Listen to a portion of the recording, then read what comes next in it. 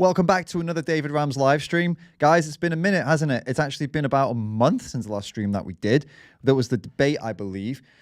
The debate that got a little bit out of hand. You can go check it out. It's on the channel. Just go to the main channel and click live streams. It's right there. I think it was the Animal Rebellion debate. That was the last one that was up here. But yeah, we're back again today because I saw one of Danny Lifting Vegan Logic's videos was popping off a little bit.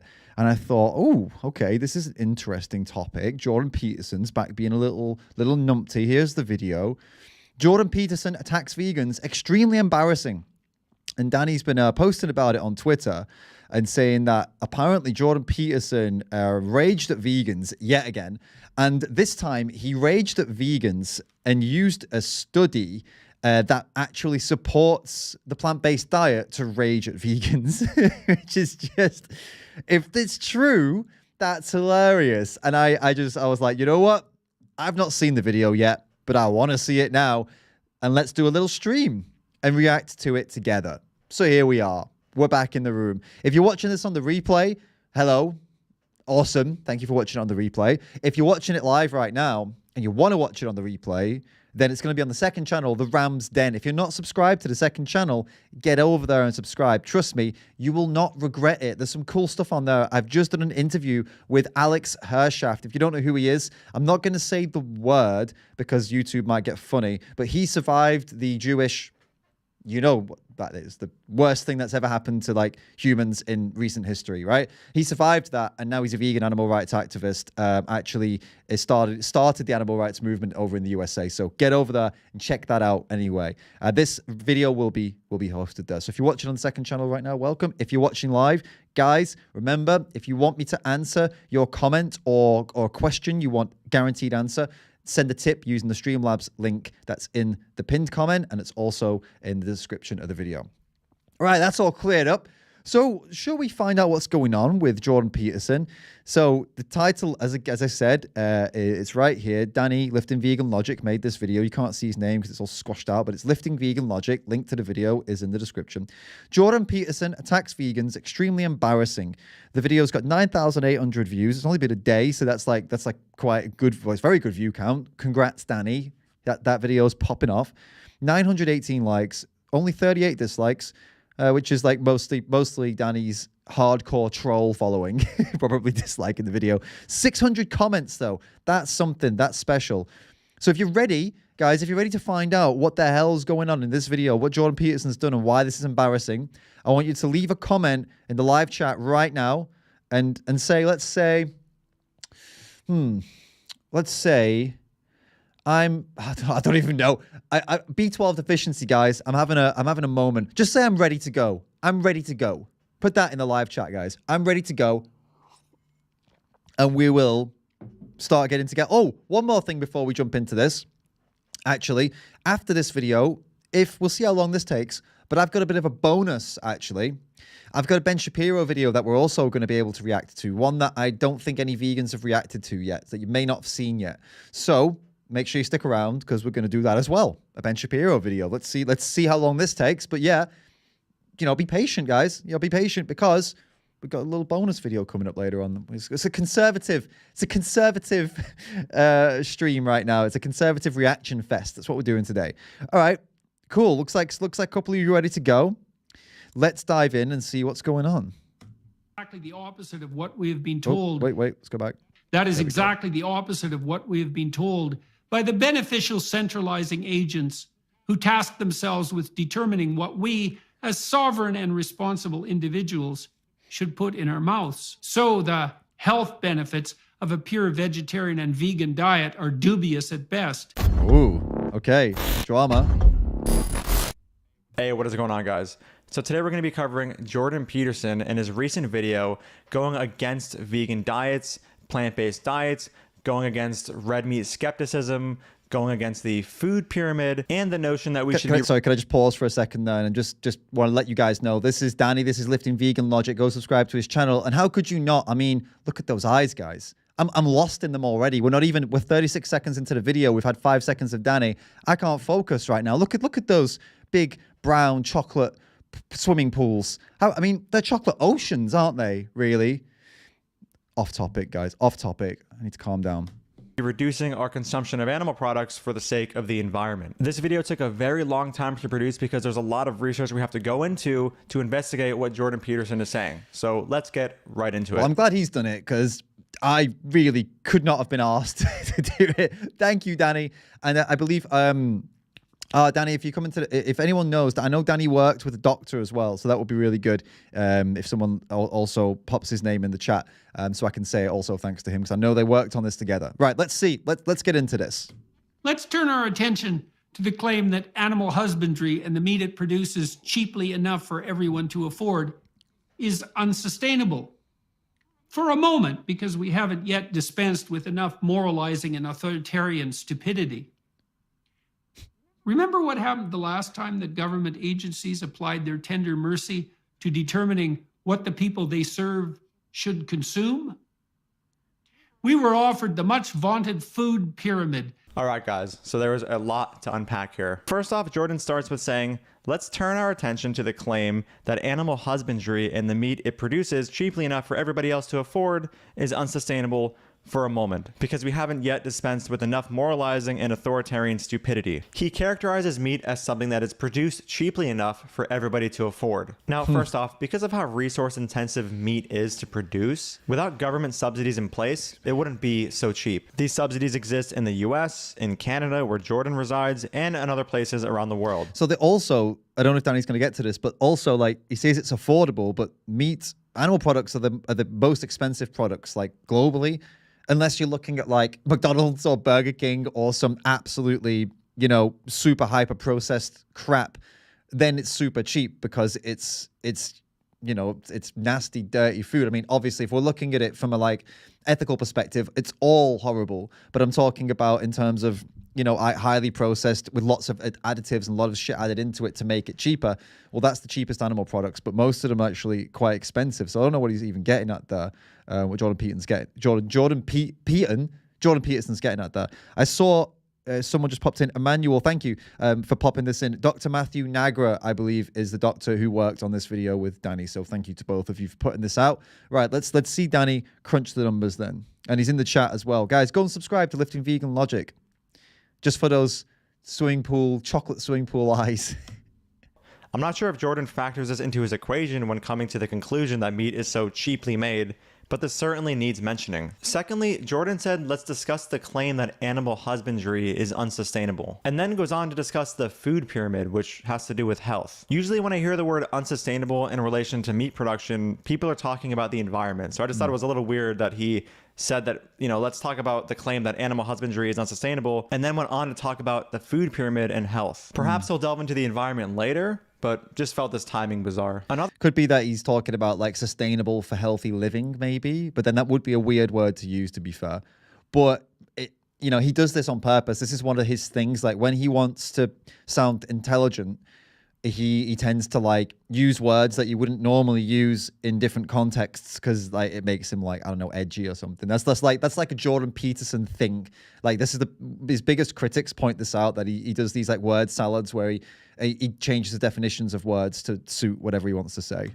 Other thing is that after saying, let's discuss the claim that animal husbandry is unsustainable, he then says, because we haven't yet dispensed with enough moralizing and authoritarian stupidity, and then goes on to discuss the food pyramid. I'm sorry, but what exactly is authoritarian about the food pyramid or dietary guidelines? The food pyramid and dietary guidelines were and are not being strictly enforced in an authoritative fashion. Of course they are, Danny. It's authoritarian. You're not allowed to eat anything outside of the food pyramid. Like if you don't follow the food pyramid, they lock you up. Like this is how it works. They treat you as like some kind of traitor of the crown. If you're in England with a royal family or wherever, you're a traitor of the crown. What's it called? Not traitor of the crown. It's like in Game of Thrones they call them these. Someone put it in the chat. What's it called when someone like goes against the crown? Is it working behind the scenes or whatever to try and take it down? Like that's what you are. That's what you are if you go against the food pyramid. They're just guidelines. Just like when the food pyramid was a thing, when it comes to the dietary guidelines today, the government is not forcing you in an authoritative fashion to follow them. We were offered the much vaunted food pyramid, telling us to eat 6 to 11 servings of grains and carbohydrates a day, with protein and fat at the pinnacle, something to be indulged in with comparative rarity, if indeed necessary at all. That all turned out to be wrong, and not just a little wrong, but so wrong that it might as well have been not just wrong, but a veritable anti-truth. Something as wrong as it could possibly get. Jordan goes on to describe the food pyramid as telling us to consume 6 to 11 servings of grains and carbohydrates per day. The grains part of his description is accurate, but just blanketly saying carbohydrates isn't. There are many high carbohydrate foods that don't fall into the category of what the food pyramid said we should consume when talking about carbohydrates. Take refined sugar, for example. The food pyramid and dietary guidelines today don't just say to consume high amounts of servings of carbohydrates. They're very specific. And after this straw man about what the guidelines say about dietary carbohydrate intake, he goes on to say that the food pyramid, which we know is derived from the dietary guidelines, is wrong. It's so wrong that it should be considered anti-truth. He doesn't really substantiate this claim, he kind of just makes the assertion. And as I've discussed in my recent video on the Joe Rogan podcast, these low-carb keto carnivore crowds always seem to blame the food pyramid and the dietary guidelines on our high levels of disease today. Does he not get to, I mean, like, I know he just said that it's wrong, like anti-truth, but like, is that not him setting up the next part of the video? Or does he never get to that? Like, that would be crazy if he never actually got into it and explained why it's all anti-truth or whatever. That's okay. But when you look at the level of adherence to dietary guidelines, it's hard to claim that the guidelines have caused so much disease when barely anybody has been following them strictly. So with this in mind, I'm not sure how Jordan Peterson substantiates the claim that the dietary guidelines or the food pyramid were wrong. And after this food pyramid being wrong nonsense, he goes on to say that the dietary guidelines and the food pyramid are made by marketers, not nutritionists and scientists. And this is just a false claim. The food pyramid was brought into being not least by the U.S. Department of Agriculture. That is, by marketers, not scientists or nutritionists, with no shortage whatsoever of lobby efforts by those whose products ended up being promoted. The dietary guidelines are based on rigorous health outcome data. Here's some information straight from their website. The Departments of Agriculture and Health and Human Services update and release the dietary guidelines for Americans. It was released in 1980 and is mandated to be released every 5 years under the 1990 National Nutrition Monitoring and Related Research Act. The law requires the dietary guidelines to be based on the current body of nutrition science. USDA and HHS have evolved the process to update the dietary guidelines over time in step with developments in nutrition science, public health, and best practices in scientific review and guidance development. The committee is asked to look at nutrition science collectively to inform its report, rather than using individual scientific studies or personal testimonies. The committee uses tools such as systematic reviews, data analysis, and food pattern modeling to carry out its work. Systematic reviews include a rigorous process that allows the committee to search, evaluate, and synthesize the body of nutrition research on a specific topic. Data analysis is used to evaluate the health of Americans and their diets. And food pattern modeling examines how changes to the amounts or types of foods and beverages in a dietary pattern might affect meeting nutrient needs. To promote transparency, the committee discusses all of its work in public meetings, and supporting materials are provided to the public through dietaryguidelines.gov. So he's making the claim that all of that Danny just read out is actually marketers. Like there's lobbying, and it's marketers that are lobbying to get their products put into that. And basically all that stuff that Danny just read out, I guess he thinks that that's BS, right? He's like arguing that, no, that's all just like whatever, that's all just lies. But if that's what he's arguing, I mean, it's not completely unthinkable, because we know that there is lobbying from animal ag, and there has been for a very long time. So that could have applied pressure to the people that were in charge of all of that. And I don't have evidence of that, but there are studies that are backed by them. So if those studies that are funded by animal ag get into these meetings, then yeah, I suppose it could be influenced, but it would require a lot of proof, a lot of evidence to make that kind of claim, right? So I wonder if Jordan Peterson has done that in the video, or if this is going to bypass this point. Let's see what Danny says here anyway. Does Jordan Peterson really think that marketers are the people who are viewing systematic reviews and data analyses when trying to come up with the guidelines? This is all just a very absurd idea. Let's continue. The dietary recommendation to prioritize carbohydrates produced a veritable epidemic of obesity and diabetes, resulting in what has been deemed by reliable researchers as one of the worst public health disasters of all time. I'm smiling not because of what he's saying. I'm smiling because he the way he moves and sits is like some supervillain, right? Like he's a Bond villain, isn't he? It's how a Bond villain would speak to James Bond, right? Sitting like that, and then be like, yes, Mrs. Bond, we have her. She's locked up. Now give us the code or we'll have her killed, while he moves to the next position. dooming almost the entire Western And population. he needs a British accent for that, obviously, because British men are the best Bond villains.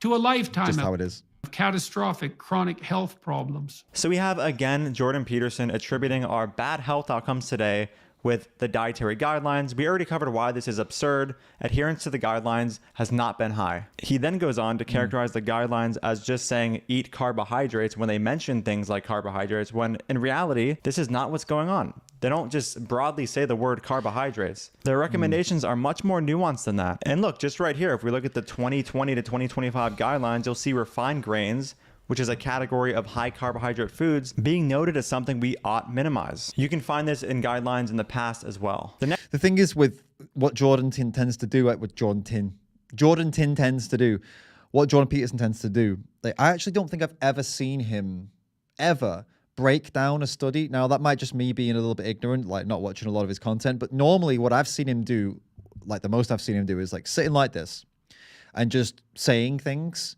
And very rarely is what he's saying like with a quote, with quotes from studies or with references. Actually, now come to think of it, I don't think I've really ever seen that, apart from when he like debates maybe. But in these kind of videos, he just kind of makes vague statements that sound clever. Unlike other conservatives who I see when they make statements and stuff like that, they tend to like try to include references or whatever if they've got a point they want to make. And you can argue whether or not the study they're quoting makes sense. But then again, maybe I'm about to have to eat my words actually, because Danny did mention that there is a study in here that he quotes. So maybe I'm just jumping the gun. But so far, I mean, it has just been very vague statements without any kind of hard evidence, right? And then Danny's providing the hard evidence to the opposite of what he's saying. Next thing you're going to see is Jordan Peterson going over percentages of people who are overweight, obese, and are spending on chronic illness. While you watch this clip, I will just be putting the chart representing adherence to the guidelines on the screen as he cites these numbers as somehow representative of something caused by dietary guidelines adherence, which of course is extremely low. 42% of Americans are obese.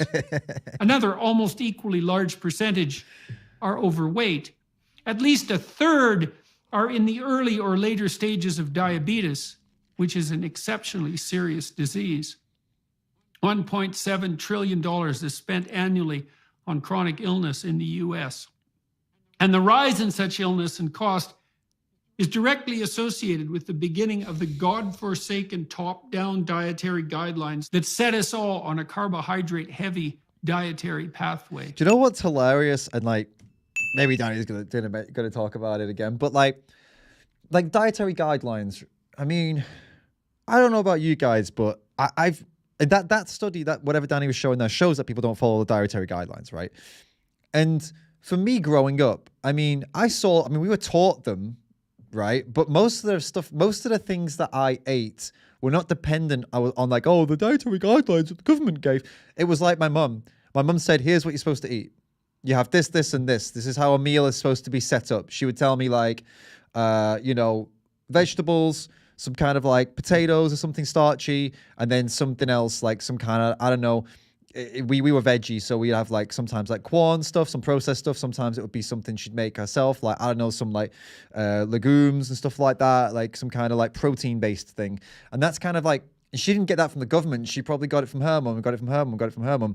And I think most people, for better or for worse, operate like that. I wouldn't say like everyone's just like, oh, what does the government tell me to eat? Oh, I better eat that then. It just doesn't work like that. And maybe some people do, but what Jordan's saying, these issues in the US, it can't possibly be caused by a government guideline. It can't possibly be the case because, as Danny's pointed out, most people are just not following them at all. So it's a weird thing to attribute all these problems to a food pyramid made by the government. I mean, it's good. The government should get that right, the food pyramid right, just for the sake of like, they're the government. They shouldn't be giving out shitty information. But you can't be acting like everyone follows it, or even most people follow it. Most people don't follow it. There have been, in addition, dozens of studies debunking the claim that red meat causes disease. The PURE study, P-U-R-E, published in the journal Lancet in 2017, analyzing 140,000 individuals from 18 countries, revealed that, quote, higher carbohydrate intake, not meat and fat, note, was associated with an increased risk of total mortality, and that, quote, higher saturated fat intake was associated with lower risk of stroke. Lower. That is exactly the opposite of what we have been told by the beneficial centralizing agents who task themselves with determining what we, as sovereign and responsible individuals, should put in our mouths. So the health benefits of a pure vegetarian and vegan diet are dubious at best. Alrighty, guys. So Jordan Peterson is citing the PURE study in support of his hypothesis that high carbohydrate diets are unhealthy and that saturated fats and red meat are something we need not worry about. By many people who understand the literature, this paper is titled the PURE Garbage Study because of all the things wrong with it. There are many published responses to this paper, two of which I will cover shortly, but let's first look at the paper itself. In regards to saturated fat, look at these 5 quintiles of intake. And if you don't know what a quintile is, it's just any of 5 equal groups into which a population can be divided according to the distribution of values of a particular variable. The variable in this case is the percentage of calories from saturated fat. Now look at how low the median percentage of calories is from saturated fat in these quintiles. We have 2.8%, 4.9%, 7.1%, 9.5%, and 13.2%. This needs to be pointed out because we know that we're extremely unlikely to see an increase in risk for disease at such low percentages of intake of saturated fat. The percentage of calorie intake from saturated fat where we're very much more likely to see an increased risk in disease is 10% and above. But wait a minute. You may be wondering how we couldn't detect a significant difference in risk with one of the quintiles being over 10% in the PURE paper. Well, here's the thing. In this analysis, quintile 1 is being compared to all the other quintiles. And comparing quintile 1 to quintile 5, after accounting for certain things, it's no surprise that we couldn't find an increased risk in disease, even with quintile 5 going above the 10% threshold of caloric intake from saturated fat. Here is why. So if we look at the countries in this analysis with the lowest saturated fat intake, and therefore the people very likely accounted for in quintile 1, we'll see they were primarily in Africa and China. And if we look at the higher intake of saturated fat regions, we see they are in North America/Europe, South America, and the Middle East. This is very important to take note of, and here is why. There was a separate analysis done on the PURE study on the intake of fruit, vegetables, and legumes in the studied populations. And if we look at this chart, we'll see that all of the low saturated fat countries who, again, very likely comprise the lowest quintile of intake of saturated fat, had their fruit, vegetable, and legume intake extremely below the dietary recommendations for them. We see this while also seeing that the countries with higher saturated fat intake met or even went above the dietary recommendations for fruit, vegetables, and legumes. What this means is that in comparing quintile 5 to quintile 1, we are comparing a much higher quality diet to a very low quality diet. So of course we couldn't detect a significant difference in disease risk even if saturated fat was above the 10% threshold. And here's some correspondence letters that were written to the authors of this paper discussing some of the issues I just went over. So the writers say, however, the main sources of carbohydrates in low-income and middle-income countries were mostly refined, e.g. people in Bangladesh consume white rice as their main source of carbohydrates, fat, and protein. Thus, increased mortality linked to carbohydrate consumption probably reflects factors associated with poverty, such as inadequate food availability, poorly ventilated cook stoves, pollution, and limited healthcare access. The same studies showed that eating carbohydrate-rich foods, such as fruits, vegetables, and legumes, was linked to decreased total mortality, further suggesting that refined carbohydrate consumption was a proxy for poverty. Controlling for education or even household income to account for socioeconomic differences is not sufficient in view of the substantial disparities in living conditions between studied populations. The authors call for reconsideration of the global dietary guidelines, and we fully agree. It is time to tell the truth. The key to improving health is not decreasing carbohydrate consumption, but escaping poverty, gaining access to medical care, and eating fruits, vegetables, and legumes. These factors decrease both cardiovascular and non-cardiovascular mortality. And here's one more correspondence letter. The authors of the... Before he reads that, I'm just like getting my head around, like, I can't, it's so messed up that these people can just so like go out there and manipulate statistics like that in a study. It's insane. And if somebody like Danny and oh my god, I forgot his name again, and the doctor that he worked with, somebody put it in the comments again, please. I've just popped out of my mind. If people like Danny and people like this doctor didn't do this kind of work, right, to show this stuff and highlight the problems, you'd never know. I mean, it's Matthew Nagra. Thank you, Dr. Matthew Nagra. If they didn't do this, I mean, I can read studies, but I wouldn't know where to look to call out the problems with this. Like this is a lot of data, and it's quite complicated, and you'd really need to know what you were looking for. And they found it, right? And it's people like this really need to keep doing this because it's so necessary. So like in layman's, what I'm understanding here with those two groups, they compared one low saturated fat eating group, let's call it, like they have a low amount, to all these other kind of levels, and found no increase of risk, even at the highest levels of people who eat a lot of saturated fat. But they didn't take into account how many fruits, vegetables, and legumes each of these groups was eating, right? So group 1 was eating not that much, but the group with the most saturated fat was actually eating a lot of fruits, legumes, and vegetables. So it basically, I suppose in layman's, there wasn't much difference in health outcomes because it evened out. Let's say they were doing potential damage to themselves with the saturated fat, but they were also doing potential like benefiting themselves through the high consumption of fruits, vegetables, etc. So it's like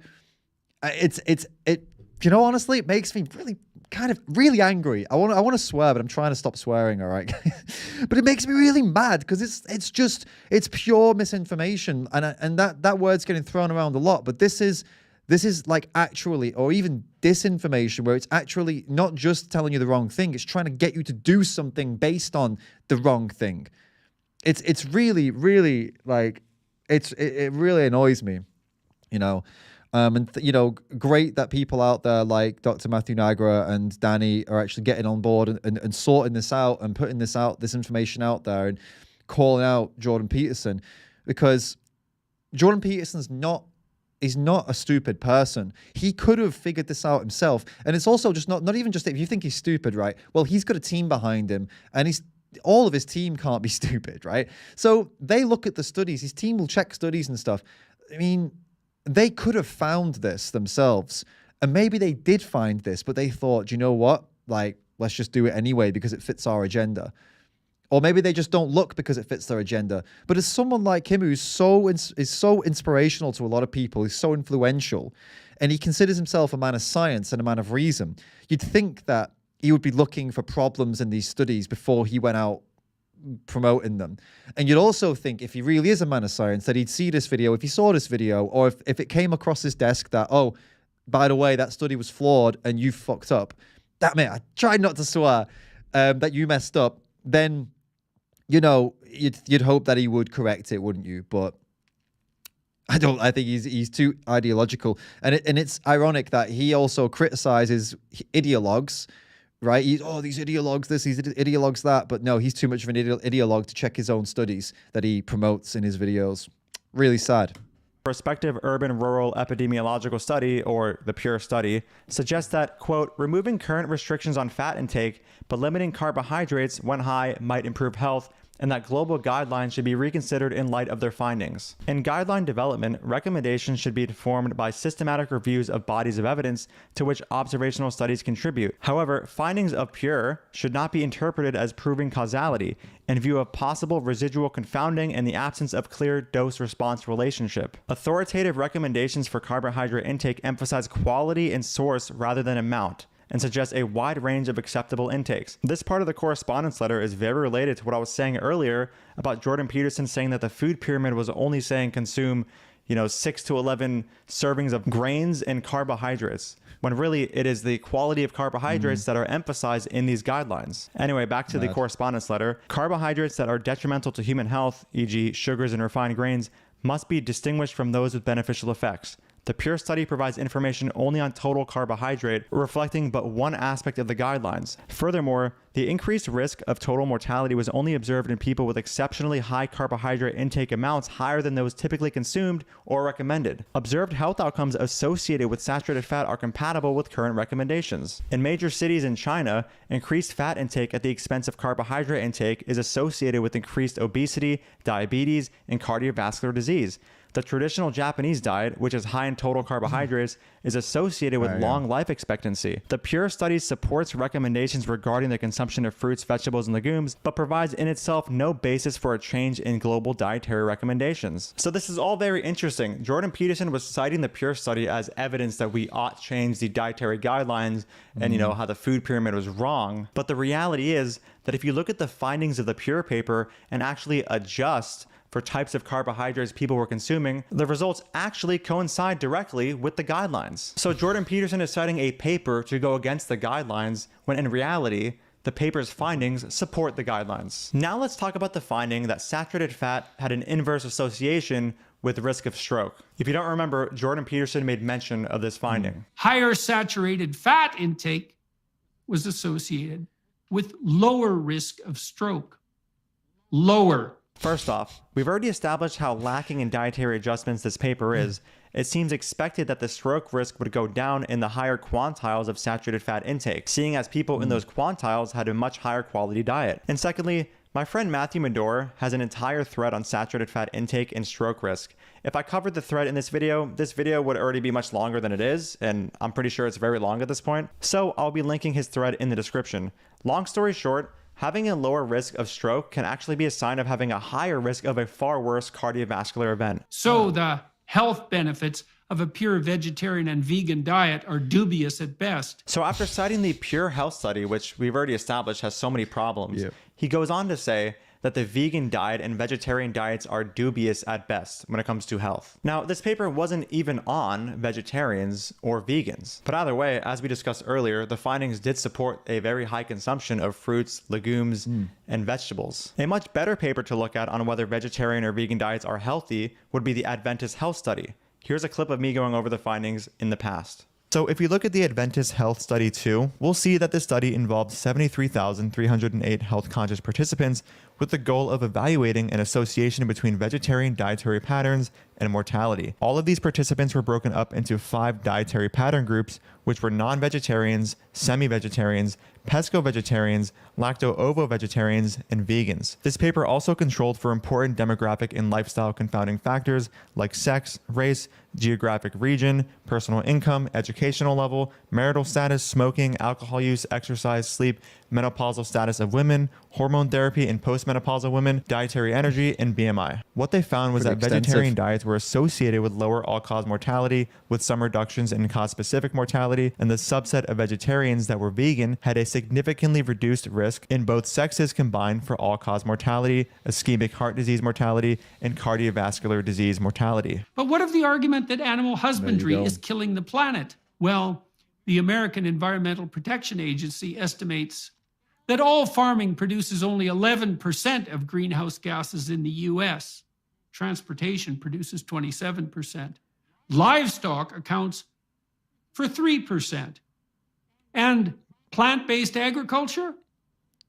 5%. So here's Where is he getting these numbers? video by Mike the Vegan covering the problems with the EPA's figures in general and what they fail to account for, including a much more accurate estimation as to what animal agriculture's greenhouse gas emissions are. Mike's video will be linked in the description. And just to touch real quick on the numbers Jordan cited, animal agriculture only accounting for 3% of emissions is mathematically impossible when you consider that enteric fermentation and manure management alone yield over 4% of our emissions. Here's the math and paper for that, and this source is directly from the EPA. According to the National Academy of Sciences, if we eradicated all animal-based agriculture, we'd reduce greenhouse gases by a mere 2.6%. Oh God, guys. So Jordan is citing this train wreck of a paper when recalling the 2.6% figure.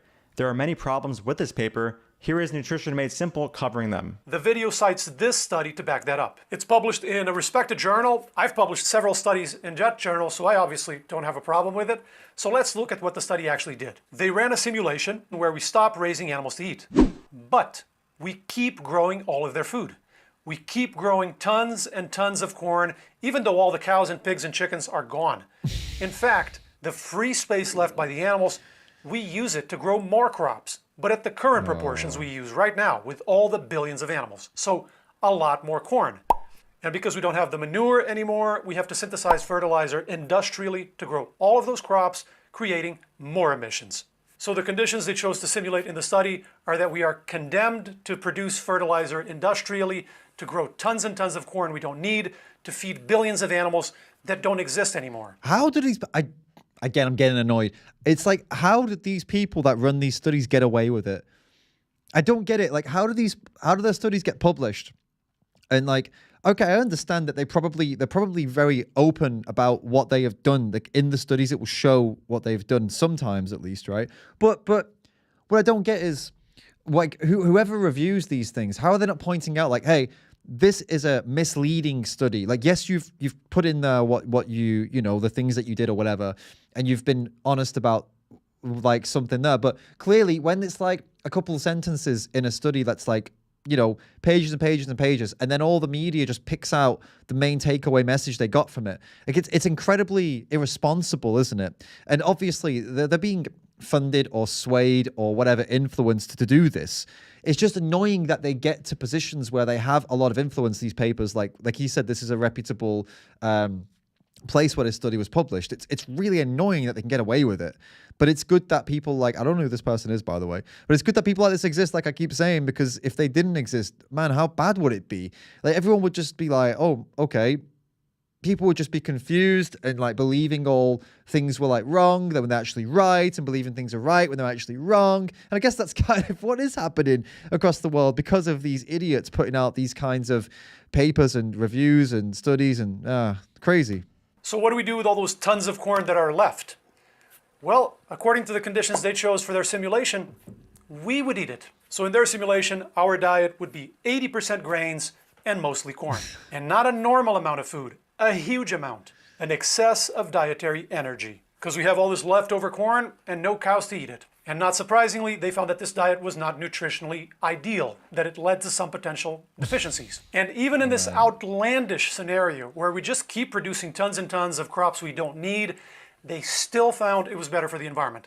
They saw a statistically significant reduction in emissions compared to the current system with all the animals. But they conclude the magnitude of the difference wasn't that impressive if we do it like that. Yeah, if we keep producing all of the animal food, even though all the animals are gone, yeah, the emissions are not going to come down as much. And Jordan Peterson, I guess I will repeat this again, he would consider himself a man of reason, a man of logic, a man of science. He just quoted that study that he's explaining here. Can you believe that? Can you believe what an idiot he is to have done that? How embarrassing it is. And the title of the video, extremely embarrassing. It is so embarrassing. I hope this video of Danny's gets a lot more views. I hope we get, you know, pushing like 100,000. I would hope, because Jordan Peterson's, you know, followers need to see that he's either lying, right, on purpose, or he is. It's a lose-lose for Jordan Peterson. He's either ignorant or he's lying. So if he comes out and admits it, then maybe he could gain some, you know, respect. But other than that, people who follow him should be really questioning everything else he says right now when he does stuff like this.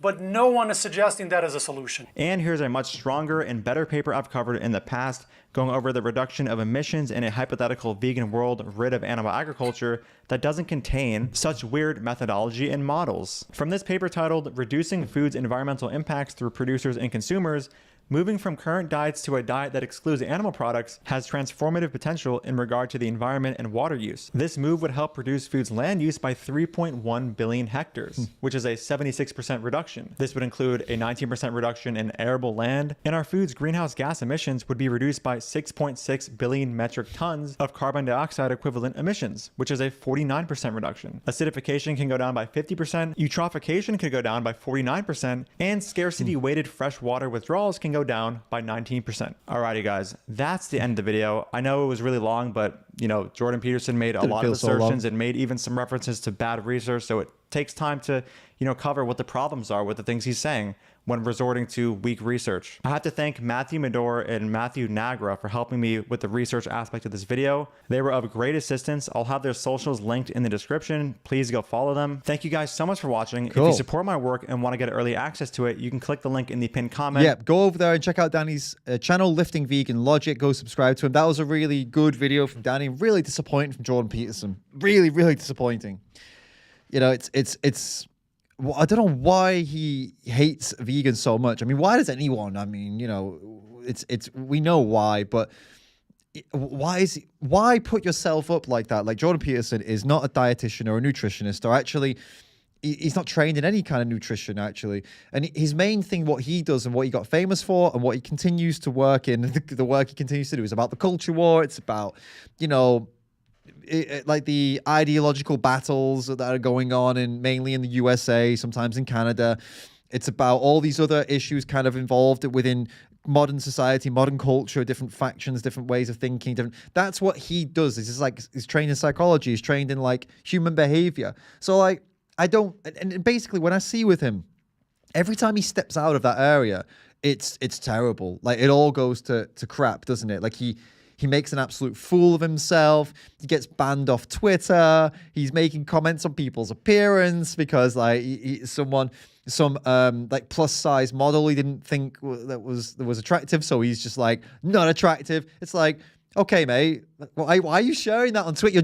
You're Dr. Jordan Peterson. Why are you making a tweet about a plus size model saying not attractive? It's like, what, dude, like an old man, what are you doing?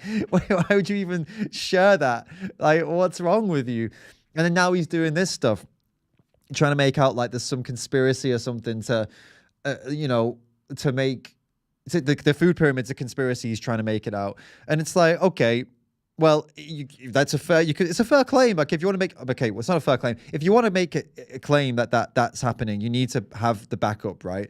But that would make sense for somebody who is in the area of like nutrition, someone who talks about nutrition and food, and that makes it their kind of, that's their thing, that's what they specialize in, or maybe they want to specialize in it. So they talk about this kind of stuff and they have some level of confidence or whatever. And maybe that's their area of influence. But when his area of influence is self-help, you know, the psychology stuff he does, psychiatrist stuff, self-help, and also the kind of culture war stuff is what made him super famous. Why is he stepping into this dietary world when he clearly doesn't know what he's talking about and influencing potentially millions of people to eat or not eat things that, you know, he puts himself in a position where he could be really harming people because he's advising them stuff that the science that Danny's just gone through is showing would make them sick.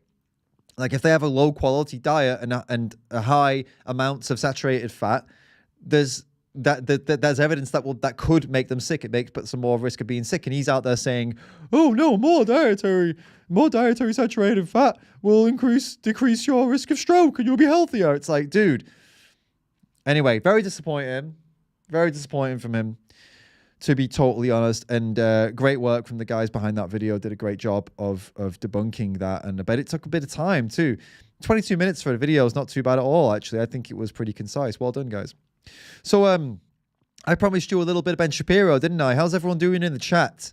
How are you all doing? Let me know how you're doing today, everybody. And I'll answer me this question. If you're in America, how was the Thanksgiving? Did you eat with your families? Were they, you know, eating meat? Did they eat vegan?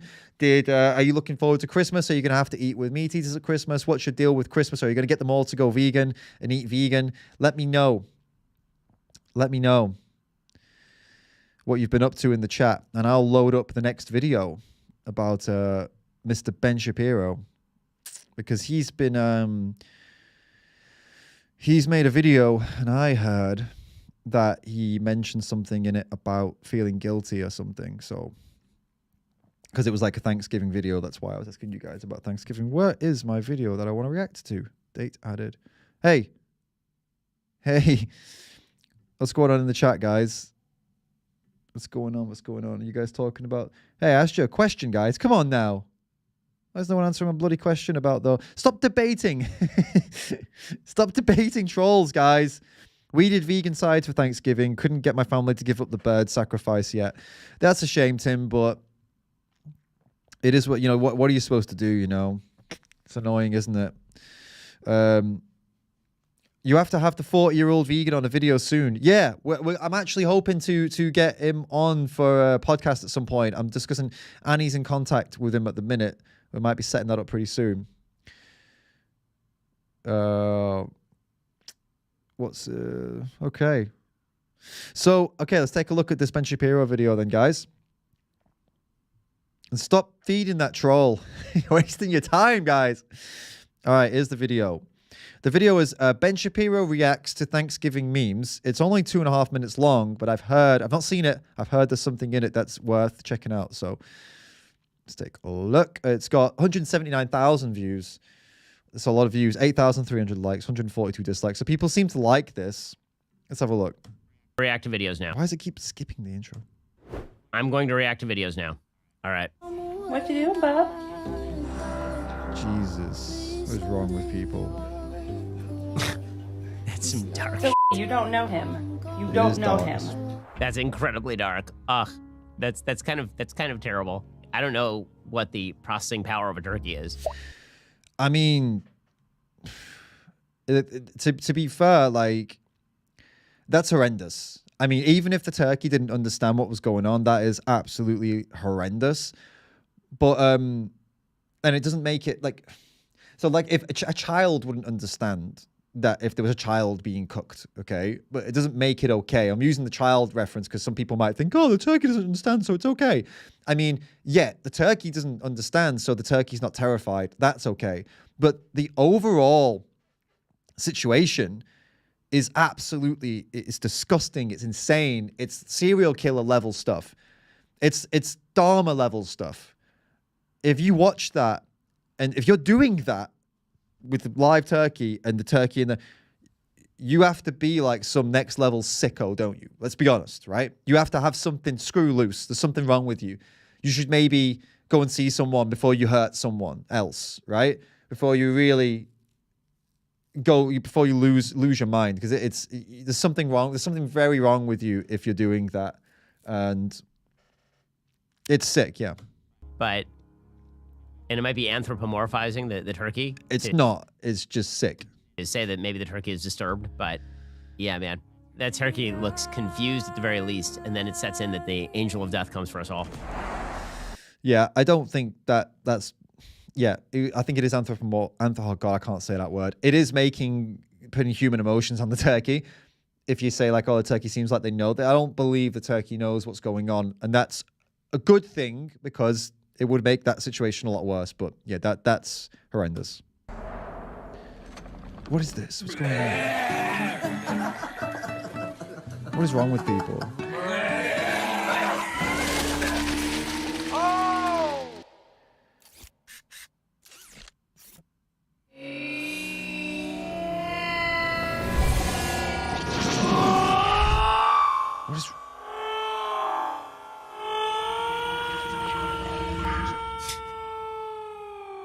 What is wrong with people? Did that person just throw a grape through the open asshole of a cooked turkey upside down and then, like, celebrate?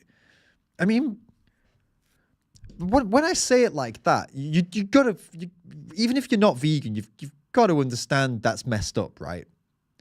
Even if you're not vegan, I've just explained what happened in that video. Surely that's enough to make you think, yeah, that is messed up. Vegan or not, that's screwed up. There's something very wrong with somebody who does that, right? I don't know, maybe I'm just biased because I am vegan, but I just feel like I've got too much hope for people. I think your average person would look at that after I explained that and just be like, that is messed up. I agree that something is off here. It's almost demented, isn't it? It's demented. It's kind of sick. The level of disconnect and disrespect for life is just phenomenal. And it's gotten to this point after, I don't know how many years and years and years of just devaluing animals more and more and more. Like, as our civilizations become more and more advanced, and as we've become more and more exposed to all different types of information, different things, blah, blah, blah, blah, blah, more and more comfortable for most people in Western countries and in developed countries, let's say not Western, but developed countries, more and more comfortable. But in this case, the West, a lot of people have just become further and further removed and just dismissive of life, right? Dismissive of life across the board. Animals get treated as if they were inanimate objects like plants. They get treated as if they were plants, have no feeling, no emotion. And even plants, you know, like look at how people are just so easy just to like tear down forests for whatever they feel like, or just, you know, rip up like hundreds of year old trees for the sake of some stupid, like from for a house or something. And so the level of disrespect just for both sentient life and non-sentient life has reached like maximum level right now. But also, hey, it's not all doom and gloom. People are waking up as well. There are a lot of vegans, you know, a lot of people waking up to all this stuff and trying to do something about it. But I feel like there are more vegans, but as there are more vegans, there are also, the disconnect is becoming more and more and more. So there's like a rise of veganism and a rise of connection. But in the people who aren't connected, the disconnect and the gap is getting wider and wider and wider too, which you end up with stuff like this and like the video before it.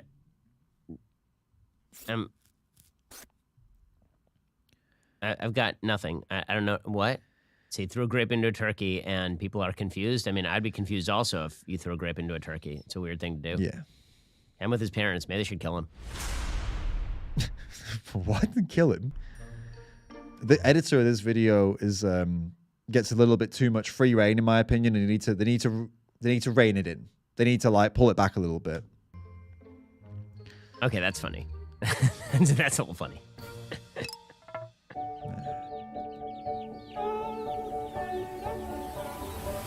We laugh until we think we'll die, barefoot on a summer night. Nothing new, sweeter than we. See what I was just saying? See what I was just saying? Do you know what I mean? When you see something like that, do you see what I mean? It's like people now, and especially on social media, it's like the sicker it is, the funnier it is to some people. It used to be like, I don't know, dark jokes have been around for a long time. Like comedians make dark jokes. But the thing is, when a comedian makes a dark joke, they're always lying. It's not true. It's a joke. Ricky Gervais is a vegan. He makes very dark jokes about lots of stuff. You know, I say he's a vegan just because I like that, by the way. It's not relevant to the point. But he makes a lot of dark jokes, but he doesn't mean the stuff. He's not done the stuff he's joking about. Or another example would be like Eminem. Those of you who grew up listening to Eminem, early stuff, he rapped about some nasty stuff, like stuff that he said he'd done or was doing. So none of it's true. It's all just art. It's all just trying to make people shocked, trying to make people laugh sometimes, shock them. He's just making music for like aggressive kids to be like, screw you, mum and dad. I'm gonna listen to Eminem. And then he sings about whatever he's rapping about. And dark comedy. It's been around for a while, but now you look at something like this. And this isn't a joke because it's real. It's not a joke. It's real life. This happened.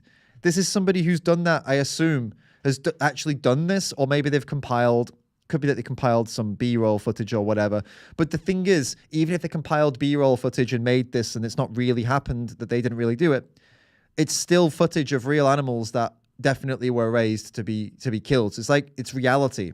And people are just completely disconnected from it. They're completely disconnected from these animals as animals, which is why they make these horrendous videos and joke. It's not even a joke, I suppose, that looks real to me. But even if it were a joke, it's a joke that actually has victims. Like actually, it's not just like words of violence. No. Like there was actual violence in that video. Like it's not just a joke when there's actual violence, is it? And even if it were a joke, it's a pretty sick joke because animals are abused and killed for these holidays and daily. So it's a pretty sick joke. That's super dark. Here's the thing, guys. I'm a city boy. So I have friends who have this sort of relationship with the animals that they eat. And I'm a guy who goes to the supermarket and I just buy what's on the shelf. And the disconnect for me is one of the ways that I morally justified myself eating meat. And it tastes really good. But yeah, that's dark even for me. I have a very dark sense of humor. That's very dark stuff. Talk about Ben Shapiro. Ben Shapiro, facts don't care about your feelings, Ben Shapiro, can't face up to the fact, can't handle himself and handle his own emotions to be able to go vegan and stop being a hypocrite. Instead, he's like, oh, the disconnect, not growing with these animals, not seeing these animals, not having any attention, not giving them any attention, not having any connection to them. Just go to the supermarket, buy it, and then I can eat it because it tastes good. And the disconnect helps me do that. Facts don't care about your feelings, Ben Shapiro. The fact is, whether you see it or not, it's happening. And as apparently another man of science, man of reason, man of logic, that's pathetic to hear, isn't it?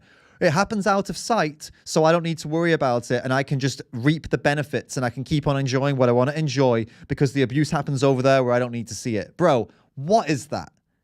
That is pathetic. It's pathetic as someone like Ben Shapiro, over 5 million subscribers, who's built his entire platform on like saying it how it is, on being real, being apparently being rational, reasonable, being the guy you go to call out the BS because he doesn't put up with any of that BS. As Ben Shapiro, that's his whole thing, isn't it? Like calling out the nonsense and whatnot. That's apparently what he's supposed to do. But then look what he does. He doesn't call out his own bloody nonsense. It's pathetic. And look, credit where credit's due. The honesty is there. And that's not something you see a lot with these people. They usually make up a long list of BS excuses about why they're not vegan or whatever. I'll give him credit in that he's honest and he's just like, the disconnect allows me to keep doing it. But I would just say, for anyone like him who be honest with yourself, the reason you can keep doing it is because of the disconnect. I would say the same, what I've just said to him right now. Whether you're connected or not, it happens. And clearly, if you are disconnecting yourself from it so you can keep doing it, then you care. You just trick yourself and force yourself not to care. That's why you're disconnected. So stop doing that. You're lying to yourself. You're lying to everyone else about your true feelings. And animals suffer at the hands of that. Like, there are victims from you lying to yourself. If you're being perfectly selfish about it, if you want to be selfish about it, not only are the animals getting victimized, but also you're living a lie. And living a lie is never going to end up well. It will come back and bite you in the ass. So stop living a lie for your own sake and stop putting animals through that for their sake. It's really sad. Really, really sad, Ben Shapiro, and anybody like him who's doing the same. It's a terrible excuse. Chris Hines tipped $5. Thank you, Chris. I missed that a little bit earlier. Just donating to tell everyone else to also donate. # support your local activist. Love you, dude. Hey, mate, I appreciate that, man. Really appreciate that. Thank you so much. It means a lot. It's hard work out here. And Chris knows the kind of hard work we're doing behind the scenes, which, by the way, I will be talking about a little bit in probably my next video, which is going to be coming out soon, guys. I'm making a video that's going to be quite controversial. I've got to warn you. Probably going to be posting it Wednesday if I can get it ready in time, all right? So stick around for that. But I'll be telling you a little bit of something about what I'm up to right now. Very personal, something very personal that I want to talk to you about, okay? So that'll be in a video coming up soon. And DJ Lernal tipped also, says, thanks for calling out the BS. Thank you so much for the $15.62 tip. Really, really, guys, means a hell of a lot. It's tough out here, and I really, really appreciate it. So if you support the channel, you support what we're doing here, keep that coming, and definitely get ready for Wednesday's video because you're gonna like that. You're gonna enjoy it, but it will be spicy. We're not finished, by the way. I don't know why I'm talking like we're finishing. We've got to finish Ben Shapiro's video. That's dark even for me. I have a very dark sense of humor. That's very dark stuff. This is dark magic. Listen, I've said the same thing that Charles Krauthammer said. I think that there will be a future where all the meat is lab grown and people are going to be like, wait a second, you used to raise these things and then just chop off their heads and eat them? But yeah, there will be a world. And Ben, you're going to be on the wrong side of it. There'll be that world where we look back and say, oh my God, why did we do that for so long? Because once lab meat does become the norm, people are also going to be like, wait a minute. Before lab meat, we had other options. Like, yeah, we had options. We had like bean burgers and stuff like that. They taste like meat. Not really taste like meat, but they're pretty good. Like, it's a different taste. Is it nutritious? Yeah, it was nutritious. Yeah. So wait a minute. You're telling me we had nutritious food that didn't come at the expense of chopping animals' heads off, right? Didn't taste quite the same, and it was affordable, but we opted to keep chopping animals' heads off. Why? Why did we do that, Ben Shapiro? Oh, well, me, Ben Shapiro, me at the time. I just had the disconnect, so it made me so I could keep eating the meat that I really wanted to eat because I like the taste of it. So that's why I was doing it. Yeah, Ben Shapiro. Is that really what you want to look like and sound like in the future? Really? That's what you want to put out there when someone asks you, one of your kids asks you, Dad, why did you do that for so long? Oh, because I wanted to, because it tastes good. Is that really how you want to respond? Or do you want to be one of the people that says, you know what? I was doing it because I wanted to. I was doing it because I liked it. And then I realized before it became super like easy and lab meat was everywhere. Before that, no. I didn't need that because I made an ethical decision before the lab meat came in and replaced everything because I knew this was wrong. I knew it was wrong and I made an ethical decision to do something about it. So I actually went vegan and that's, yeah. So no, it wasn't just out of convenience for me. Actually, it was because I don't think animals deserve to be put through that. So I went vegan. There you go, son, daughter. Oh, there you go, granddaughter, grandson. Do you not want to be able to tell your grandsons, your grandkids, that's the one, grandsons, granddaughters, all of them. Do you not want to be able to look down and say, hey, yeah, I did it because I'm a good person, because I'm an ethical person. That's why I made that difference. And I didn't pay people to chop animals' heads off anymore after I realized. Well, that's what I think. That's what I think is the better option, personally. And I think you agree. I think everybody agrees. For now, well, I will remain puzzled and a little saddened by these videos. Am I going to have turkey? Yeah, of course. Turkey's amazing. Love to eat. See that? While I remain puzzled and saddened by these videos, am I going to have turkey? Yeah. Well, turkey's amazing. Yeah. Bro, come on. Doesn't matter if something looks good, feels good, or tastes good, or whatever. If it comes at the expense of suffering, violence, why would you do it? Blood, guts, suffering, and violence, Ben Shapiro. Come on, man. Come on. It's always disappointing to see these kind of, what do you call him? Like I guess he even call himself this, but he's a political commentator, but he is like kind of in the truther crowd, isn't he? Like, it's all about the truth, guys. I only tell the truth on my channel here. Ben Shapiro, tell the truth always. Yeah, but then you don't tell the truth when it comes to this. Chris Hines says, towards some extra hot sauce for Maximum Wednesday Spice. # so hot you'll be shitting for weeks. Tip $2. Thank you, Chris, mate. Appreciate it, man. Yeah, it's been a oh yeah, Wednesday Spicy. Of course, we've got Wednesday Spice coming up. Do you want to, would you guys like a little taster? Do you want to know what the video is going to be titled on Wednesday or the topic? To give you a little bit of a, get you all excited, I guess. If you'd like to know, just put, yeah. Tell me, David, in the comments right now, if you want to know what Wednesday's video is going to be about and the title of it. Get a little preview of it. We've got one yes already. That's enough for me. So let's go ahead. So the video is going to be titled, drum roll,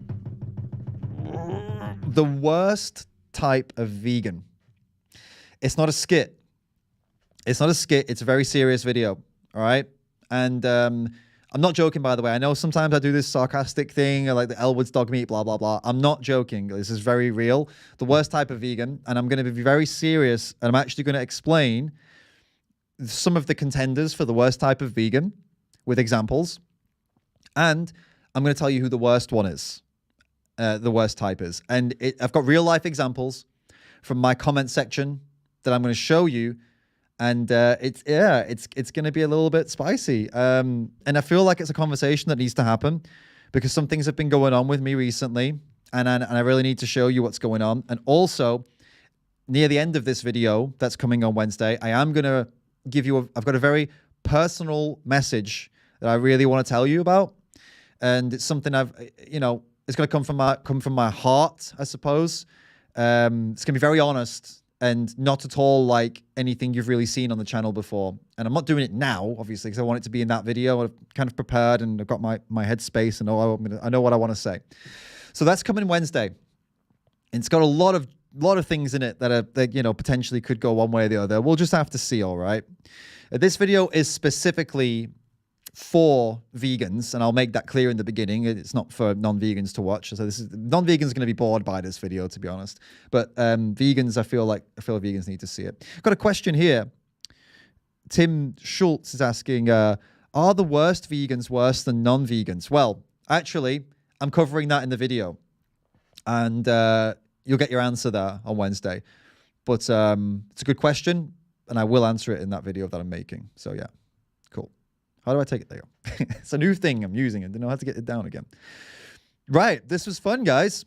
We'll wrap it up here. Thank you, everybody who got involved. Thank you, everybody who sent through the tips for Streamlabs tips. I really appreciate that. They keep the channel up and running. And we've got well, great timing. JP and Julia, thank you so much. Say hi, David. Hope it's really spicy. It's getting cold in the UK and it will be cheaper than putting the heating on. Yeah, Wednesday will be nice and warm, guys. Don't worry about that. Wednesday will be nice and warm. Thank you so much, JP and Julia, for that $10 tip. And yeah, thank you everybody who got involved with the tips. Means a lot. Helps me keep doing this. And after Wednesday, you'll understand why it really does mean a lot. And I keep plugging it, guys, but you will see on Wednesday why your support is so important to me. And it means a hell of a lot. So thank you so much to everybody who tips, watches the videos. Patreon team, you guys are heroes. YouTube memberships, you guys also absolute legends, a lot of you. Anyone who shares my videos, likes, comments, all that good stuff. This video is going to be on the second channel, so don't get in the comment section here, please. Like, don't waste your comments there. Just wait. It's going to be on the second channel, and I'd prefer it if you went over to the second channel, the Rams Den, and leave comments and stuff under that video, because that's where the discussion is going to be. That video will be public, okay? So it won't be here. So there's no point leaving comments below this one, all right? Just letting you know. All right, guys, keep calling out that BS, and I'll catch you all in the next video.